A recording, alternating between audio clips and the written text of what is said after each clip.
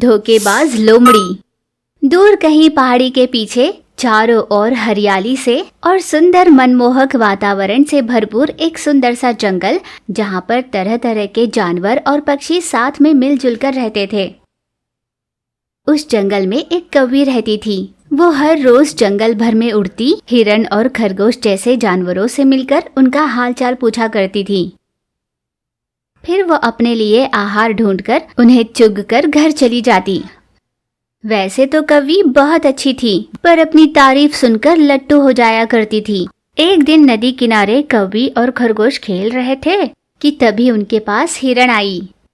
कौवी, मैं पूरा जंगल घूम कर आई हूँ, पर मुझे कहीं से कोई मदद नहीं मिली। सहायता की बात हो तो याद तुम्हारी ही आती है। मुझे नवलखा हार चाहिए, शादी में पहन कर जाना है, वापस लौटा दूंगी। कैसा पूछते ही कौवी सोचने लगी। अपने जंगल में भले ही हाथी बहुत धनवान हो, उससे सहायता की उम्मीद नहीं की जा सकती। तुम जैसी दिलदारी और किसी में है भी तो नहीं। यूँ तारीफ कर उसे चने के झाड़ पर चढ़ाने लगी। कौवी तारीफों से फूले नहीं समा रही थी। ये सब होते खरगोश देख रही थी। कौवी ने अपना नवलखा हार हिरण को दे दिया। हिरण के जाते ही खरगोश ने कहा, दोस्त, किसी की मदद करने में कोई बुराई नहीं है, पर प्रशंसा में बहकर अपने हैसियत से बढ़कर मदद करना सही नहीं।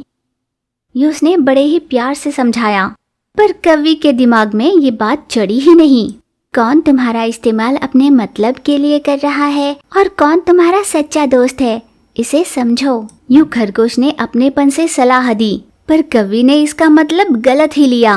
तुम्हें मुझसे ईर्ष्या हो रही है ना? सब मेरी तारीफ करते हैं तो तुम मुझसे जल रही हो, अभी तो ऐसा कह रही हो। यूँ नाराज होकर कौवी वहाँ से चली गई। खरगोश को उसकी बात का बहुत बुरा लगा। चुप न रहती तो क्या करती, पर कौवी मजे से जंगल भर में उड़ रही थी।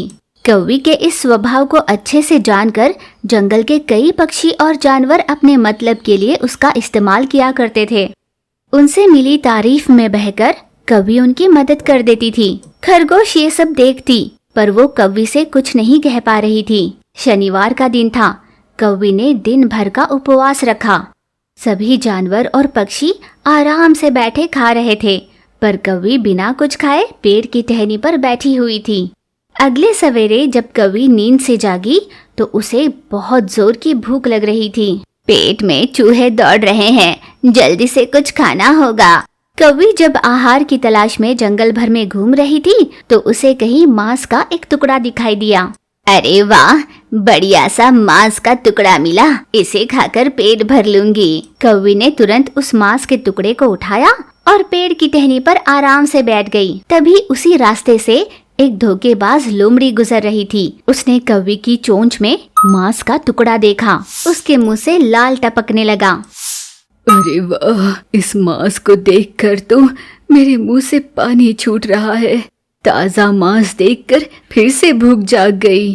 अरे ओ कौवी, कैसी हो दोस्त? यूं लोमड़ी ने उससे पूछा।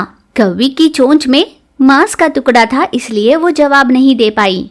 लोमड़ी ने कुछ और सोचा। मुझे इस बात की बहुत खुशी है कि सुबह सुबह मैंने तुम्हारा चेहरा देख लिया। यूं लोमड़ी ने तारीफों का शस्त्र निकाला जो कौवी की कमजोरी थी।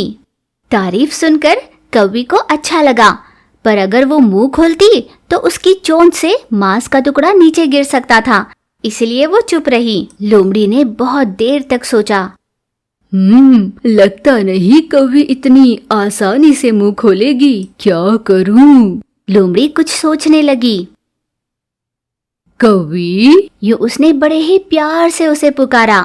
चोंच में मांस लिए कौवी ने नीचे झांक कर उसे देखा। इस पूरे जंगल में तुम्हारी जितनी मधुर आवाज किसी की नहीं। वैसे तो सभी कोयल की आवाज की तारीफ करते हैं, पर मैं सीना ठोक कर कह सकता हूँ कि तुम्हारी आवाज से बेहतर कोयल की नहीं हो सकती। एक गाना तो सुना दो, तुम्हारा गाना सुनकर मैं चला जाऊंगा। यूं लोमड़ी उसकी तारीफ करने लगा। अपनी तारीफ सुन कौवी खुश हो गई और अपनी चोंच खोलकर गाने लगी। जैसे ही कौवी ने अपना मुंह खोला, उसके मुंह से छूटकर मांस का टुकड़ा जमीन पर गिरा, जिसे लोमड़ी ने झपटा और वहां से भाग खड़ा हुआ। लोमड़ी की धोखेबाजी देख कौवी चौंक गई। अरे ओ धोखेबाज लोमड़ी, तुमने कितनी बड़ी चालाकी की। तुम पर भरोसा करना मेरी ही गलती थी। यूं कहते हुए वो मन ही मन सोचने लगी, वैसे भला मेरी आवाज कोयल से मधुर कैसे हो सकती है। तारीफों में बहकर मैं तो मति शून्य हो गई हूँ। मेरे दोस्त खरगोश ने मुझे बताया ही था, मैंने ही उसकी बात नहीं समझी। यूं तारीफों का गुलाम बनना मुझे छोड़ना होगा। कौवी ने ये ठान लिया और तुरंत अपने दोस्त खरगोश के पास गई। दोस्त, मुझे माफ कर दो, तुमने सच कहा था। झूठी तारीफों के आड़ में इस जंगल वासियों ने मेरा कैसे इस्तेमाल किया है मैं जान चुकी हूँ। आज के बाद मैं खुद को बदल दूंगी, मुझे माफ कर दो। यूं कौवी ने कहा। अगर ये कहानी आपको अच्छी लगी तो इसे लाइक और शेयर कीजिएगा और हाँ, हमारे चैनल को सब्सक्राइब करना मत भूलिए। Thank you for watching.